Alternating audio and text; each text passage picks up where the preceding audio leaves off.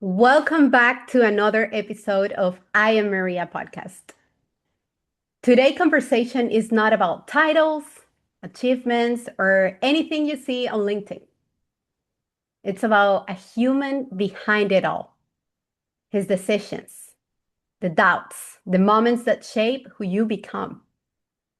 Because sometimes what looks like success on the outside might feel different on the inside for every step that you're taking along the way. And today we're going there. And this is a very special episode because I don't know Manish so much, but we have been trying to get in touch for so long professionally on this podcast. And I am very grateful to have you here today. Welcome to I Am Maria podcast. Well, thank you. Thank you very much. Thanks for the opportunity. Like you said, we've been trying professionally and then, personally. So we connected. The right time is now, is today. Is today. It's a great day. Manish, I can't wait to get to know you. And the first question, it's always a very simple question, but at the same time, it's a hard one because it's the one that we need to, describe ourselves. And I'm going to try to pronounce your last name well here, but correct me if I don't do it right. But please tell us, who is Manish Jaisinghani? You're close. Manish Jaisinghani, pretty close. So who's Okay. Manish? The first thing, if you're looking for a word, I'm a family guy. I remember telling one of my friends who asked me, what are your hobbies? This was 15 years ago or 16 years ago. Oh, that buddy of mine, by the way, he's in India doing going a wedding which I was supposed to go, but he's going with instead of me. So he asked me, "What are your hobbies?" I'm thinking hard. I didn't think hard and sorry. I said, "Family." My hobbies. I hate to say that. Some people say it's that's not obvious. Well, that defines me. That's who I am. My family. I love that. Let me go a little deeper into who are you today beyond everything you have built in terms of your family, your career, and everything that we, the people, see. I'm a content guy. People ask me, I'm satisfied at my point of life, time, career, personal. I'm happy. I'm contented. So, it's an easy answer. I think people say, "What is contentment to you?" Well, it's different for me compared to you, Maria, to other people. It's very different. I am in my moment of time today at age 55. I'll break that out. Age 55. I'm a content person. Uh, I think I've achieved quite a bit. Love to achieve more, but I'll be happy if I don't achieve more. Achievements are there. It speaks for themselves. Hardworking, uh, been through a lot, family wise, personal. Everybody does. We all think the other side is always happier, but they're not. Everybody goes through the same twists and travails of life, what we call it. So I'm living life and I'm happy. I love that.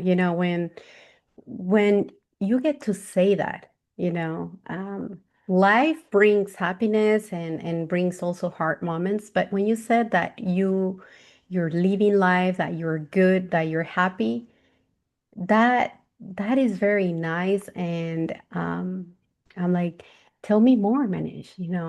What are your important decisions that have led you to the life that you have today and to become the person that you are today?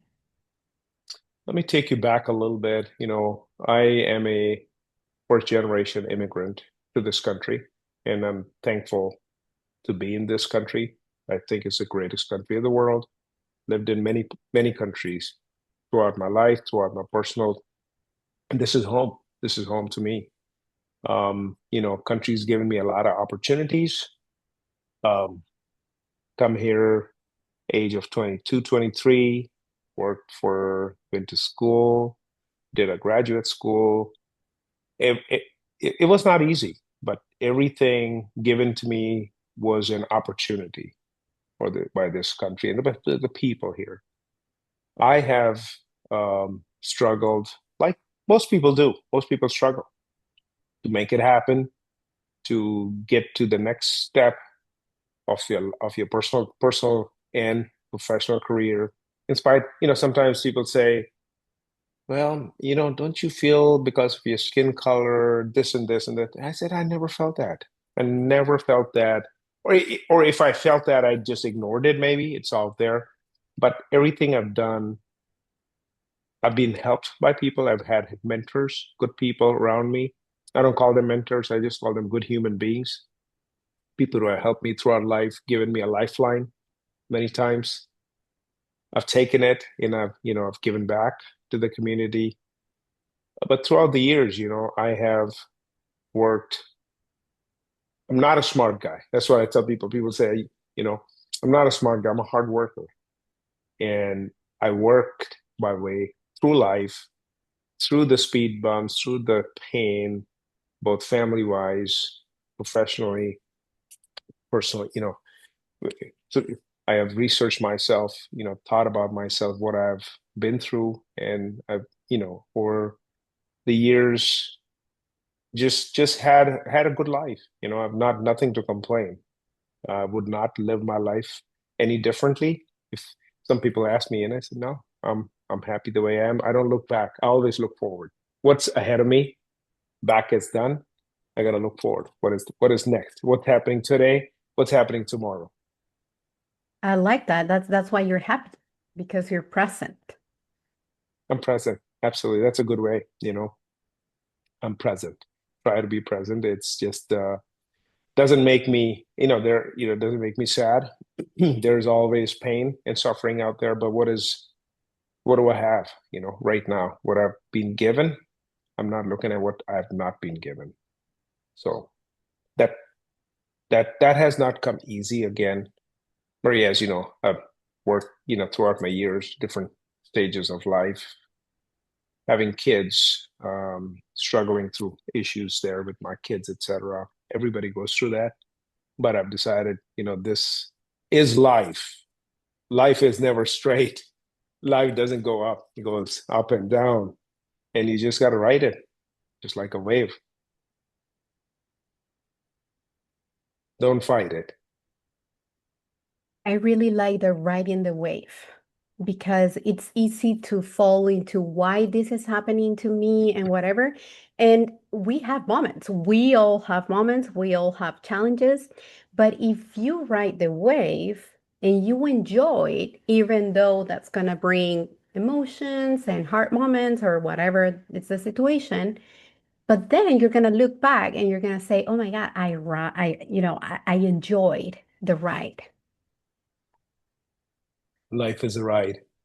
People will, everybody's got their different perspective. And for me, it's been like, okay, it's a ride. Take it as it gives you. Don't fight it too much. Go with it, go with the flow, and you will find peace. I want to go here a little deeper. In fact, I'm reading this book that is called The Power of Now. And I love it because it brings you so much into, this moment right here, which I'm enjoying so much and I'm so grateful because the way you speak and it's like every time I record an episode, it's like a message for me and then makes me feel even more grateful that I'm getting the chance to record this conversation and share with more people because it's gonna resonate, right? So now I'm thinking on it's very easy for people to fall into the past, into the what could have happened, as well as to go further into the future, because we're speaking that we have, goals and that we're always looking into the future. So it's easy then to fall thinking, what if? And you Mhm. are so present right now that I want to ask you, and I guess I'm gonna match this question with the question of the toolbox, right? Because we all have a toolbox that goes with us. Those are the resources, the techniques, the habits. If you can explain more. So, you know, my toolbox is a toolbox. I'm a doer. I like to keep myself busy. You know, I guess my dad used to say, "Devil's mind is, idle mind is a devil's workshop." So that's where when you're idle, you have nothing to do. You're always thinking. You're thinking good stuff too, but then there you're thinking the bad stuff too. You're thinking, what if? What if I've done something? Me is like I'm busy. I keep myself mentally busy, physically busy, and my mind's always occupied, producing something, doing something, either reading a book, listening to music, working on my house, painting, fixing something broken in the car or something or the other, and working. I'm not a workaholic, but I do work around the clock just because my global project demands it. So I am constantly busy, productively busy, not just busy doing nothing. And I won't poo-poo people who watch TV or something. They may find peace in that. I don't. I find peace in being fixing something, reading a book or something. Do get stares from my wife because you rather paint a room than come sit with me and watch TV. I do get that, but I'm painting a room because doing it for us together. So, but that is my toolbox. Is I am busy. I don't let my mind wander much, stray away. Looking at I'm not significantly goal oriented. I would say task oriented person. I know what I have to do, and I just don't like to sit idle. So that may be my toolkit that I don't keep thinking, what if this would have happened, that would have happened. It's just how my mindset is. I don't look in the past. I'm looking forward, what I have to do. Hopefully that Nice. answers some of your Yeah. questions. Yeah, very nice. And I love when I get somebody to share what I feel sometimes is kind of strange for me because it's so weird. It's very weird. And I'm getting into the habit to watch more movies because you get to enjoy and you get to learn when you watch I like stories that are from real life history and Hmm. stuff, right? But when Yeah, I see it and watch TV, I'm like, I need to find an activity. I need to move because this is not giving me anything. So cool that I get to share that. that's nice. But Yeah. Manish, let me go back to important decisions. Coming to the US and living through different countries is one important decision. Can you tell us about maybe one or two more? So, yeah, leaving the country, obviously leaving my parents alone. Hmm. I was the oldest kid, so that was tough, but we'll get into that in a different time. I made decision. I moving for my job. I had to do that just because of the situation and everything. At one time when you didn't have your green card, you were kind of a little bit had to be okay. I got to do what I have to do to get the valuable paperwork so I can, you know, put some roots down and then take care of, don't have to move for the kids' sake and everything. It was not easy, but those were tough decisions. The tough decision was, stop one decision, which was a green card related, was working in a great company, middle of nowhere though, Hutchinson, Kansas. It's a small town, very small town, population of 50,000. Had my first kid there, our first kid there, and we were in a point where we had to leave the city and start fresh. You start a new job, and most people don't know about the green card. When you go through the college and everything, what it takes to do it. Most people don't know it. So you apply for the green card. It's through an employer. Now, excuse me, if you have to leave that employer and go start again, your green card starts again. Your clock starts ticking again. So basically, oh, you lost 7 years. Now you got to start again. So almost starting from the bottom. It was a tough decision. Was not enjoying what I was doing there because I was away from my family. I was doing shift work, second shift, third shift. So I'm not getting to see my kid. my daughter and all, my firstborn. It was tough. So, but on the other hand was, okay, if I leave and start again, I'm clock starting ticking again for my paperwork. I can't do that. So, but we had to make a decision. That was a tough decision to leave that city, go to a different city. But everything worked out. That was very tough. We almost cried in agony. It's like we have to do that again, but it all worked out. So that was one very tough decision. Another tough decision was, you know, my parents getting older. Me here, they're. I'm from originally from India. They're in India, um, getting older. Oldest kid, they're falling sick as everybody does as they get older. The pain of me not being there to support them, that was very tough. Extremely, extremely, extremely tough. Heartbreaking for me. I was not there when they needed me the most. So that was extremely heart-wrenching for me, and not able to do much to support them. It's not monetary. It was more me being there, working with them, helping them a little bit, just being there present for them. So that was a tough one. And the last one was, I 10 years worked in a company, and time came to say goodbye.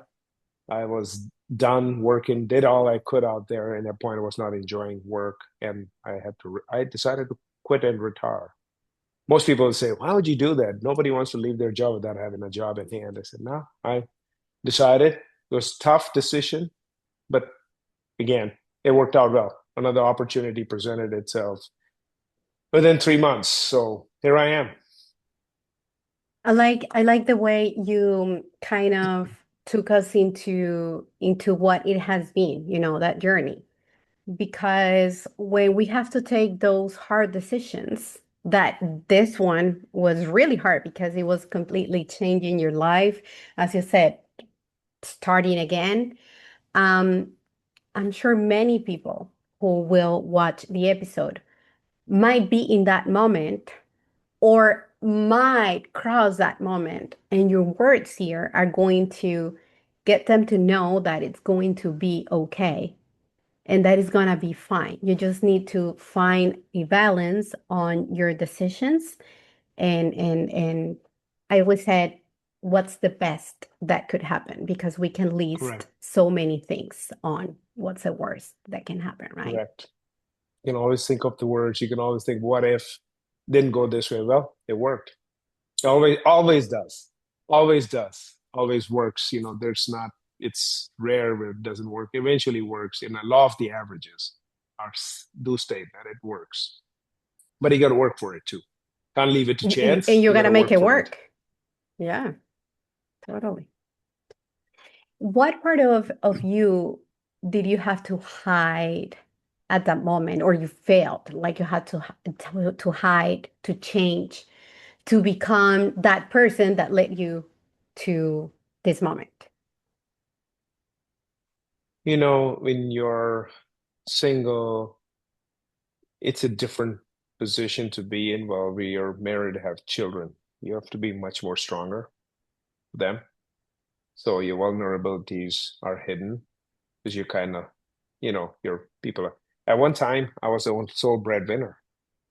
My wife was not working, taking care of the kids, and we made the decision she wouldn't work, take care of the kids. But when we had to make a decision of leaving a company, leaving a job, a great job, well-paying job, and starting fresh or retiring or something, the vulnerabilities of, you know, my sensitive, I have a say everybody has a sensitive side. I have a sensitive side. I do cry.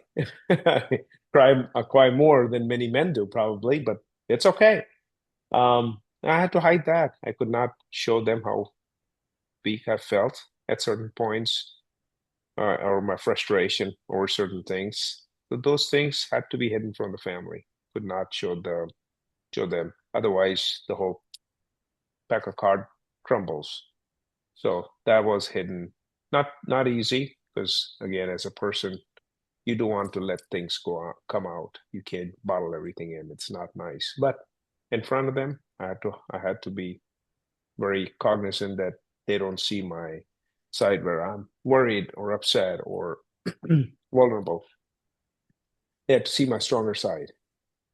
Nice. I've been fighting with that part of my life on being vulnerable. And I found so many good things on saying as well that it's okay to feel sad, even though you're not gonna show it.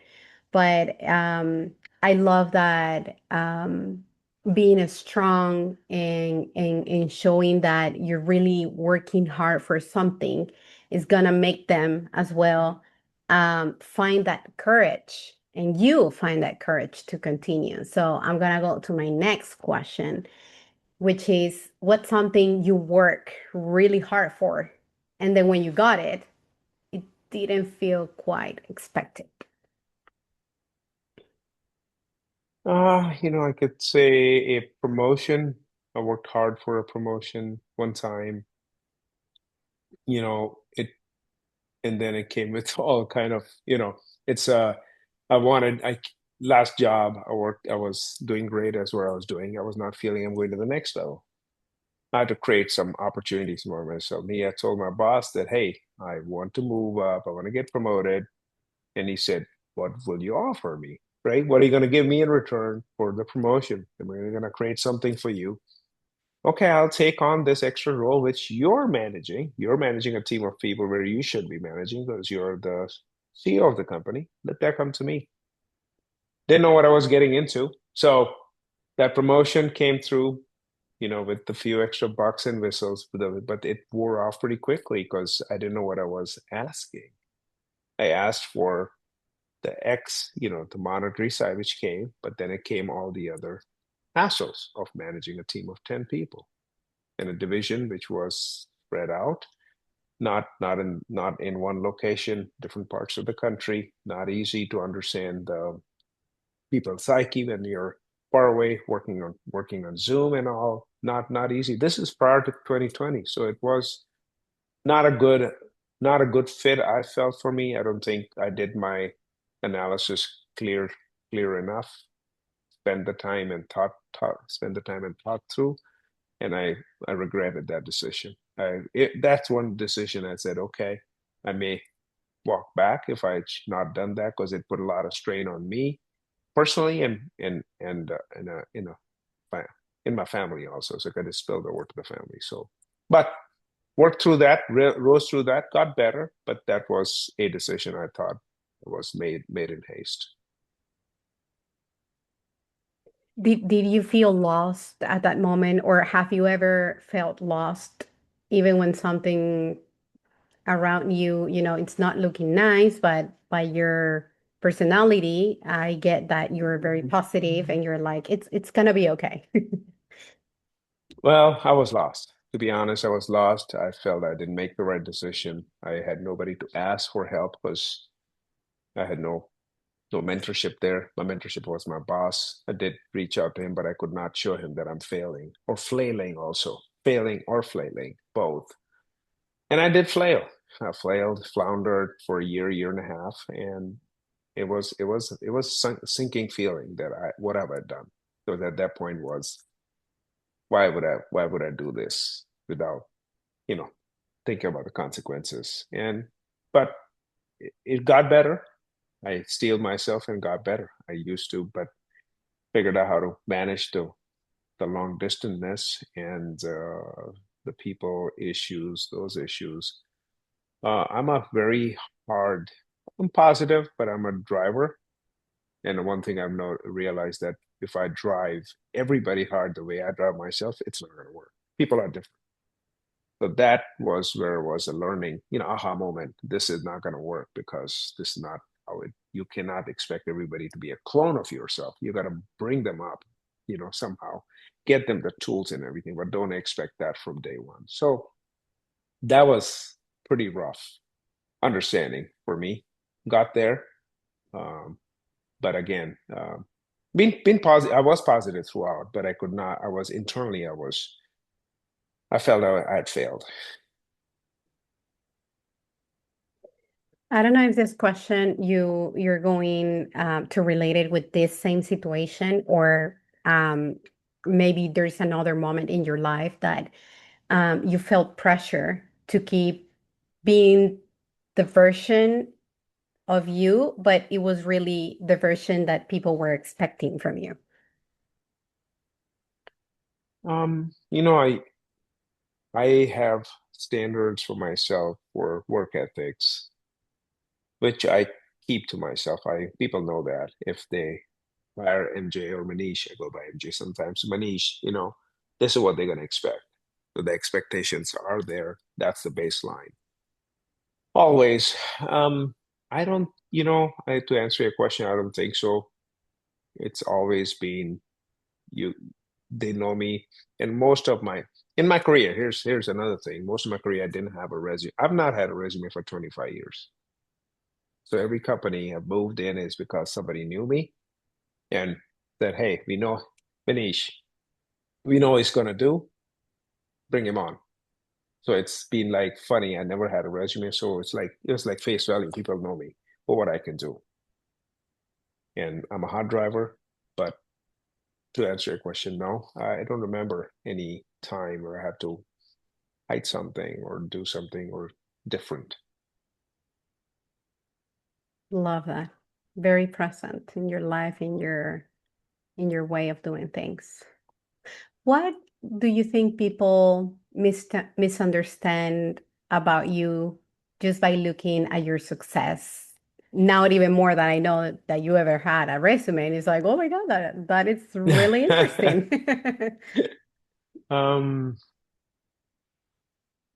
Misunderstand me. I'm an open book otherwise, So I'm very open book. I'm very jovial. I joke a lot. I'm a prankster too. Um, so most people know me. They know me that I do that. I give the jokes. I take the jokes. It's two-way street. It's not a one-way street. I'm easy to get along. Um, okay, like I said, an open book. It's not very, not, not difficult to understand me. It's very easy. You know who I am. You get what you get. Like I said, this more, when you started the episode, you're gonna get what you see. There's no hidden agenda or anything at all. So it's just me, a simple guy who made it through, hard work and success, and a little bit of luck and a little bit of mentorship, I'm sure, from people. So You have your formula. I That's don't know if a good. formula. I don't know if it's a formula, but it's worked for me. I don't know if not may not work for everybody else, but it's worked for me. So, they say a little bit of luck, a lot of hard work, a little bit of luck. So luck always goes with it. You said right place, right time. So Yeah. so far so Manish, good. Knock on wood. I wanna ask you this because I love like your personality, and sometimes the ego can kick in. And I'm like, let me ask Manish because how do you personally know when your intuition is speaking and you're saying you're an open book and you're real, you don't hide anything from you. But what about the ego? Ego does come in the way. I'm competitive that way. I have, so I didn't go to a top ranked school or something. So I'll tell you a few things there. I didn't go to a top ranked school just because I couldn't afford. And plus, I was not super smart. I was not a book smart, and the grades were not the best. Average kid, just an average kid who worked hard and had a little bit of luck. And good parenting. That's gonna forget that. But ego comes in the way, doesn't come in the way of things I do, but personally, when we have discussions with the family, the wife, and all, there's some ego comes in the way of certain ways, but I gotta tone it down and see it's not we gotta make sure balance. It's a yin and yang situation between me and my wife. Her name is Arthi, by the way, beautiful lady. She's I'm lucky to have her. And so ego does come in the way during our arguments or something, but I like quickly said, this is not me. This is not what it should be. So I move back and say, okay, no, this is my ego speaking, not not what it needs to be. I have to think the other side, step on her side of the fence and see from her side of the thing. So that's where I have the issues with the ego. Other than that, it's mostly I'm super competitive just because when somebody's from Howard is not better than me. He wears the pants same way as I do, one leg at a time, he or she. So but I do get competitive at that point with my ego. Not in a bad way, I'd say. I think there's nothing different between he and me. He may be book smart, something else, but if he can do it, I can do it. So that's where my ego drives me for success and doesn't let me down. So I don't know if I answered your question professionally and at home. I love it. I love it. I'm like, I want to keep asking more because Sure. the way you describe ego is very nice. You know, when you have ego, you're competitive, but in a good way. Having ego, everybody has it, and there are moments in your life when you are just reacting based on that, and it's very nice that you're like, okay, let me take this back, let me reflect. I'm reacting this way, but this is not really me or my values. And then here is like the truth for you, and that's how you want to give. In this case, your wife, your team members, the person that you're that you're with. So, what's a truth about yourself that was or that is difficult to accept, just like ego? Difficult to extract from myself or for other people. Maybe both. Maybe both. So truth about myself. Again, being I don't know if I use competitive as a thing, which is difficult to accept. I am extremely hardworking. I think I said that many times. The work ethics are heavy there. I sometimes I expect that from other people, so that is always tough. We do get into arguments because my, personally also, and sometimes with the kids, and sometimes at work is, that does give me a little bit of a heartburn. But I have to think again. Like I said, not everybody is the same.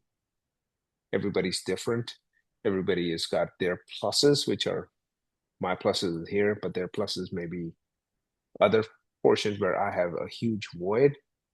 So how can I learn from them on that aspect? So that part where I have, such a big drive, I'm comparing myself, my work to other people's work. Well, I've done this way. They should be able to do it this way. But that's where I have to like tone it down quite a bit and say, okay, that's not how it is. Look at through the lens where what they have many qualities which you're lacking, which I'm lacking. I look at my wife. She's very sensitive. She can, that part it is, even though I think I'm sensitive, but she's much more of a better listener than I am. So I learned from her, what are the things I can do to improve some of my shortcomings there. My son, he's like, he's really great in analytics and tells me exactly the way it is. Things need to be without sugarcoating many things. I said, cutting to the chase. So I learned from him. So those are the things, and as you can see, everything comes around the family more. We're very family, we're very close, even though they're both of them are in New York. Uh, but we're close. My wife's actually in Boston right now. My son's, oh, by the way, son's going to Howard Law School, so shout out to him. Again, Woo! you know, good hard work, ethics. Hopefully they got that from me and the smart from our mom, from their mom. So I am sure they did. I mean, yeah, somebody raised them, right? yeah, yeah, Congratulations. yeah. Thank you very much. I am sure you're very proud, and he must be very proud Absolutely, as yeah, well. absolutely, absolutely. That was his dream school for 15 years. So he's got a great job, but he Wow. said he wants to go to law school. I said, okay, absolutely. Studying doesn't harm Wow. anyone, so keep studying. And not in Harvard. Yeah, I would not have dreamed. I'm telling you, my dreams were just to get into any school in America, be able to pay the bills because we were short of money and everything, not able to pay the bills. So that was my dream, just to get in, any school possible, just get in, get the first step, get a hopefully get a scholarship, do whatever you can, and graduate. So I would not have thought of Nice. Howard or anything. My kids have done great, but that's what you Great hope for your kids, right? achievement. Your next generation rises a little bit higher than where you are. That's what I tell, you a little bit higher. So Hmm. That's amazing. Have you ever questioned your own path? never. That's a funny thing, I was not never a back, let's say in undergrad or even high school or something. I never had heavy goals. I lived the day, which that's a lot of people say, I'm so envious. So you live the day. You don't have to worry. You're not setting, like I said, I don't set a lot of goals. I don't have a bucket list. I don't have goals, that kind of goals. I have tasks. And I live with that. So when I was back home in India, didn't have like I have to go here, do this, do this, do that, a path. I was not didn't have a path thought of, created, charted. I knew what I needed to do next step, but I didn't have that. Okay, I wanted to go here, hit this star or something, North Pole or something, North Star. Sorry, I didn't have that. I said I'm gonna go step by step, slow step by see where it takes me. Next step where it takes me. Next step where it takes me, and like shorter goals more than the long term goal. Still now, people say, "What's your goal in 20 years?" I don't have. I'm living my life right now. I'll think about it maybe in 19 years, hopefully, at that point. So I don't regret my path taken because I don't know what could have happened if I'd done something different. That's why I don't think, things could have not been what I am today. So I don't want to think, what if I had done this or that? But if I'm content right now, why would I think anything different? Nice. Gets me thinking because on my case, I'm always thinking on goals, long-term goals, and then Sure. how is that I'm gonna get there? But I really like how you're describing it because you don't know if that's gonna happen. You don't even Yeah. know if step one is gonna happen for you to get to step 100. I don't know, but that makes Maybe I me. was not very extremely passionate about it. Oh, I had to, because I didn't vision, like, just thinking of myself. If I think back, a kid in India and where I am right now in my either position of wealth or happiness or health and family, I don't think I aimed for this. If it happened, great. If it had not happened, also would have been great, I think. That's what I'm thinking. So I'm thinking ahead. I'm not planning anything I have to do that significantly. I'm thinking of I have to do that. I know, okay, I got to get in 20 years if I'm going to retire or something, or I got to have X number of dollars or something. Okay. And, I got to do this. So I'm taking small steps. So I'm not like super, and if it doesn't happen, great. It's okay. Something else will happen. And I'm sure you That's have me. many stories, Yeah. just like the one for your son. You need to get to college, and now he's going to Harvard. So it's like Yeah. step by step. It is a step by Nice. step. Yeah. No pressure on him. That was his choice, his decision, not our pressure. We give you the building blocks. You want to go to college here, there, we pay for as much as we can. You want tutoring, we try that. You give what you can, and then it's up to you. No pressure. Don't want to go to Howard, do you want to do something else? That's fine. Up to you. What's your toolbox as a parent? Toolbox as a parent. My father was against, I would say, a similar version of me, but much more quieter version. Hardworking guy, come to a very rough life. He's unfortunately his dad got shot in front of him, in front of his eyes, so he's gone through pretty bad, rough life. But he never spoke about it. He never spoke about all the negative things at all. Never. I mean, I never once thought he spoke negative about the people who killed his dad. It was almost like it was ethnic cleansing, but in a part where it was pretty bad. He never spoke about it. He never spoke about the negative things. He never spoke about that ever. I read about his story in a book many years later, just I would say 6, 7 years later. I didn't know much about it. He knew he had died, but Never knew that he would in front of his eyes. So his thing was, be, don't talk too much negative. He didn't dwell on that. He dwelled on the task at hand. So same as me. So I've picked that from him. He has taught me the value of hard work. Obviously, he was much more smarter than I was in college and stuff like that. His grades were better. I was not, but that's okay. But at least the point he taught me was the hard work and don't dwell on the negatives.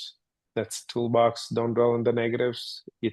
There's always negatives there, but there are more positives than negatives. So toolbox is that, my kids, guys have a lot more than what you don't have. So don't dwell on that. And then just work hard. You'll find your own path and find a passion. Your kids have passion for something, go do it. I didn't have that. Back in my country, too many people. There's no time to finding your passion. You say, somebody would say, hey, find your passion. They'll say, are you crazy? You got to go find a job. So there's passion goes by the wayside. Here you can do it. Find your passion. His passion is debating, or going to law school or something. He wants to be a politician. Maybe he wants to be a politician, goes into politics. So my toolbox is that, give them, be passionate about what you want to do, work hard, and don't dwell on the negatives. Just don't focus too much. They will come, they'll be gone, but more positives than negative. I love that. Who are you when you're So not performing, leading, solving problems, being a dad? who am I? I am, if my kids are in front of me, I'm a dad. I'm their friend. My wife's there, I'm a husband. Uh, with friends, I'm a friend. Many people, I'm a joker. I love to joke. I'm a joker. I laugh at my own jokes. If they don't laugh at, they find it quirk. They find it's like a dad joke or something. I find it funny. I'm happy. Listen to music. I have love music. I listen to music. I dance myself if nobody's there. I keep myself entertained. You're happy. That's what I am. You're a happy guy. Yeah, I mean, I keep myself entertained, so I become happy. When I do certain things I like, I'll cook. I love to cook. I'll cook. It makes me happy. Um, Music makes me happy. Reading makes me happy. So I do the things which tend to make me happy. Um, because there are a lot of negative things too. So I'd rather, if I can't control it, I don't, no use me thinking about it. That's what I've steal my mind. If I can't control it, what's the use thinking about it? I'd rather think about things which make me happy than Nice. What type of music do you like? jazz or everything. I listen to jazz. So my Spotify, my kids go crazy. My friends go crazy. They have hip hop, then it goes to jazz, goes to classical. It's got everything except country music. So they say, "What kind of person are you?" I said, "Music. I love all kinds of music, but jazz and hip hop. Those are the two I love." Very nice. Do you feel like you're living your life or the life you built for yourself? I'm leading my life. I'm leading my life because it kind of melds into each other. So even if it was a different life, I would live it. Let's put it this way. I will accommodate thing where I am. I'm happy. So that's what it comes down to. Is like, okay, if this is it, there are in my job, I have stresses, left, right, everything, global programs going on, clients not happy, et cetera, et cetera. I said, all I can do is what I can do. If I can't control many things, I'm not gonna spread over it. It just doesn't make me feel any better at all. So my life, I feel like is every part of my life I lived through it, and I've never felt like I needed something different, or I could have done this, or I could have done this, and I've been done this. Every spot of my life was where I wanted to be, where God put me, or nature put me, or whatever put me. I was meant to be there. So, Do you think success have ever distract you from yourself? um, I mean, I don't know how I did. So success is if I'm here and I call myself I'm successful where I am, I'm happy and I don't think it distracts me because I would be still doing the same thing. I'd still be working somewhere, working hard, um, doing the things I love. I'd still be doing the same thing. Even if I was not making X money versus a little bit less, I'd still be doing the same thing. So I don't think so. I'm distracted. What does peace actually look like for you? Pieces, pieces in the mind, if I'm not, I guess, thinking about, I don't get dreams, by the way. Okay. Many people ask me, how come you don't get dreams? I don't get dreams. I don't dream at all at nighttime. So maybe they'll say, well, maybe You you dream sleep in the better or morning. something. I don't know. My life is a dream, I guess, or maybe something. This is a dream. I don't know. Because I didn't dream of anything when I was younger. Probably I'm not dreaming of anything I need or something or whatever. So, but peace is a state of mind. It's just I'm busy, uh, and things are moving at its own pace, and just seeing my wife here when she's here. She's not here today. I'm alone at home. I have my dog here with me. Just, and sitting outside having a cup of coffee, that's peace. Reading a book is peace. Um, again, yeah, I'm at a place where I have to take care of the kids. The kids are all grown up by themselves. So they're doing their own thing. Obviously, there to support them when needed. Um, Daughter's marriage coming up next year. She's getting married, so that's happening. So that's a busy time, but that's all peace. It's like life, right? Life is ticking off one by one. Something is happening. The kids are on the right path. They're doing the right thing. They will obviously have their own life ups and downs, but for me, that part is done. So that is peace, I think. You know, Manish, who motivates you or who what? motivates me? What motivates me? I'm a self-motivated, driven guy. Again, my mom and dad did a lot for me when I was younger. Built, I'm a big part of them is who I am right now, and then another part is probably my wife and my kids. That's what's helped me shape who I am. Changed a lot over the years, um, but I'm pretty self-driven, self-motivated. I know what to do, where to go, what I have to do. Um, but that's my motivation is that my motivation is that also again comes back to my family, seeing them happy. That's a motivation for me. Also seeing what, my wife happy, um, having a decent set of friends. But motivation is, life is my motivation. Let's just put it this way. Life is my motivation. I'll enjoy living the life I have been given or I've chosen or whatever. I shouldn't say chosen, it's been given. And that motivates me. It's beautiful. It's beautiful being here in this country, given the opportunity to again come back.